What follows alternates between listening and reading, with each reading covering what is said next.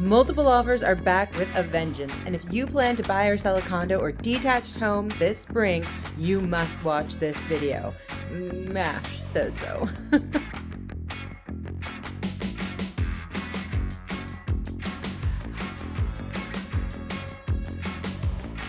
MASH and I are back with your Monday Market Monitor for March 13th to 19th, 2023, and I am absolutely blown away by the stats this week, so let's get down to business.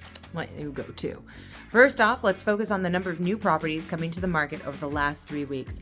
The number of new listings coming to the market has decreased week over week from 1,047 to 1,023, and this past week to 1,007. While these decreases may not seem astronomical in nature, the effect that shrinking inventory coming to the market has is significant on buyer choice and is pushing increased demand on new supply, as we're going to see.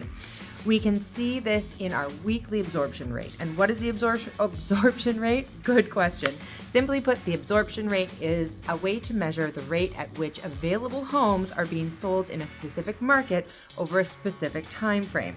In our example, we're looking at the weekly rate, because these videos are weekly. So we take the number of listings that came to the market this week, 1,007, and divide that by the number of units sold, which was 555 this week. So you have an absorption rate of 1.81. This means it will take less than 2 weeks to sell off all the inventory coming to the market. And that is a fast-paced market because typically above 20% is a typical seller's market, and an absorption rate below 15 is an indication of a buyer. So we're definitely in a seller's market. So as I mentioned last week, sales totaled 555, which in the previous 3 weeks has also dropped week over week. Right now, it looks like the drop in sales is due to the decline in inventory because, as I had mentioned in the video intro, we are seeing crazy amounts of properties going into multiple offers and selling at or above list price. In the entire 37 weeks that I've been doing these videos, I have not seen the percentage as high as it is this last week. And last week, we hit a whopping 37.3% of listings selling at or above the list price, and this number has been steadily rising since the very first week in February.